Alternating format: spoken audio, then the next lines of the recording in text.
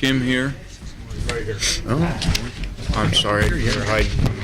We'll move on to agenda item number E, litigation committee report.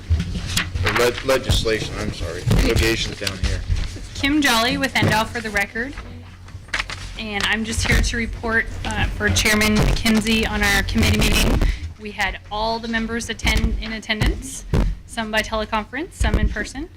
And we didn't have any real action items. We just went over the bill draft requests that I'm tracking, 83 so far. And at this point, most of you know we don't have any information that's public on the bill draft requests. We just have to kind of go off of what the title is, unless we've been contacted by the group that's sponsoring it. And then we went over the new legislators resulting from the elections. Then we had a little update on the wildlife luncheon. I brought our old signs here. I'll put them, you guys have probably seen these, but this is just from our last two events. Thank you, Gil. Excellent. So Gil is the Friends of Nevada Wildlife president or CEO or what have you, which is the account that we put the sponsorship money into. And it's an educational event, February 13th. And this year we're going to try to do a luncheon to try to combat the weather and different morning meetings that legislators have. And as you can see, we have a broad cross-section of sponsorships. And these are two things actually that we try to get sponsorships for printing. So if anybody knows printing companies or has that on the side, that's something that we look at. And then it's going to be a catered lunch. It should be usually it's not very long as far as reports go. The director speaks about what the agency does, what our legislative priorities are, and obviously this year will be very focused on wildlife and why does the agency exist and all the issues, because there's 20% of the legislature are new folks, new people. And of course we have the overlapping of assembly persons moving over to the state senate, either from term limits or just interest to move. And then there was redistricting as well. So it's going to be a very highly educational event. We discussed that. Deputy Director Cates came and discussed about the fiscal cliff and how that affects wildlife grants. The only action that we had was to talk about the next meeting and how we're going to do that. We are going to be moving to Kitsky for a while, Kitsky Lane, and so meeting scheduling may be kind of more of an issue as far as when we have the meetings, but we decided tentatively on the morning of Friday, March 15th, which is the Friday of the March Commission meeting, and that's in Reno. By then, we will probably know more about bills, because once they're introduced in committee, then there's language, and we can bring that forward to the commission, and they can review it, possibly take positions on it,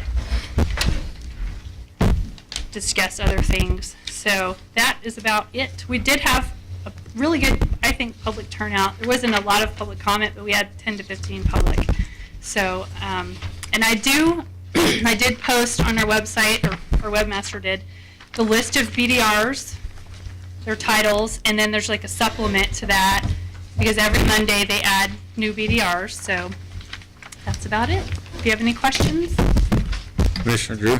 Kim, just a quick question. What's the timeline on language, when we might expect seeing language for BDRs? So as far as at least the agency's BDR, the one on the State Lacey Act, I think that I highlighted that, BDR 347. We submit that, as all the other agencies do, to the Legislative Counsel Bureau, and then usually that will pop up public, maybe January, but it just depends on a variety of things. There's most of the time you can totally count on seeing language as soon as they get introduced, and then sometimes everything is introduced and it's just they're holding on to the bill and they don't show the language until the middle of the session. So, and then of course there's new bills that pop up because they have so many allocated to them. Monday is a big major deadline for legislators submitting BDRs and even just placeholders. So that's on everybody's radar screen. But it's, for instance, we're working with Senator Roberson and his interest groups on the exotic animal bill draft request. So we're working on that language. There's going to be an aquatic invasive species cleanup bill that we'll be working on. So, but it's just going to kind of depend on who the sponsor is, and obviously they're confidential until you get the language from the sponsor. So that's obviously something that can happen as well. We do have direction that this year that the agencies and the commission are not going to be permitted to take positions of opposition on other executive agency BDRs. So that's significant. So we're already working with the various agencies that we typically have concerns with about their bill drafts. So that's been sent out in the governor's memo. But just so you know, because I know that those kinds of issues come up mainly with Department of Information Technology, those kind of bills, consolidation bills. The one I'm thinking of in particular is Public Works Board, and that's like operations of the department. But so that's a new thing. Commissioner Rain. Could the commission get a copy of that memo, and it's probably appropriate, might apply to the commission? Certainly. If the commission starts to vote on something that's in violation, Sure. and then remind us about it at the appropriate juncture? Keep us everybody out of jail. Any other questions? Any other questions? Commissioner Drew? The only item I'd bring up under this agenda item, and it's probably more appropriate here than commissioner items, but I did have a chance to talk with Senator Kiefer last week, and he did express an interest in potentially sponsoring a no feeding of wildlife bill, and asked if various groups would be supportive of that. So if there's groups in the room that would support that, it would be good to contact the senator and let him know that you would support something like that, because I think he's still kind of testing the waters and figuring that out. Senator Kiefer, he represents South Reno and that part of the world, I think, in Carson City. And is he still inclined? I don't think he's He used to be, and I'm not sure with redistricting, but he did indicate, if there was a multitude of groups out there who supported it, that he'd be willing to carry something like that. And we have notes on that previously when it was introduced. So we do understand some of the conservation and hobby issues that conflict with He understands a that. couple of those as well. So, He did tell me yesterday that he was not interested in including birds, which is a smart move, so. Just as, I know, an off-topic item, but I think there is interest from folks up in Incline. They expressed that as at one of our meetings, that there's a frustration with that that aspect of the bear problem that we've got, people feeding them and stuff.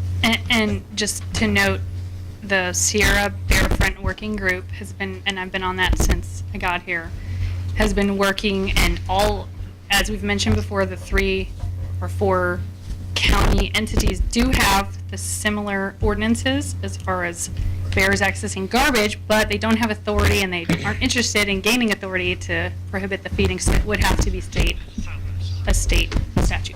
And if there's other questions on that, I know there was some in the audience. I don't think we can address those now, but you can talk with me after the meeting.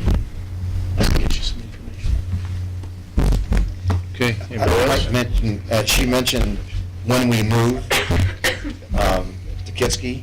So at some point, I don't know when it would be appropriate, we can brief you on that move, temporary as it may be.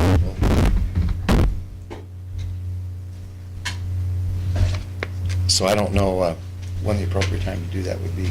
Maybe we can do that during member items tomorrow morning or Yeah, something. just ask the question. You can do it during public comment. Okay. Oh, yeah, I'll do it public during- comment. That'd be good. Okay. All right, anything else? Okay, thank you. We'll move on to F,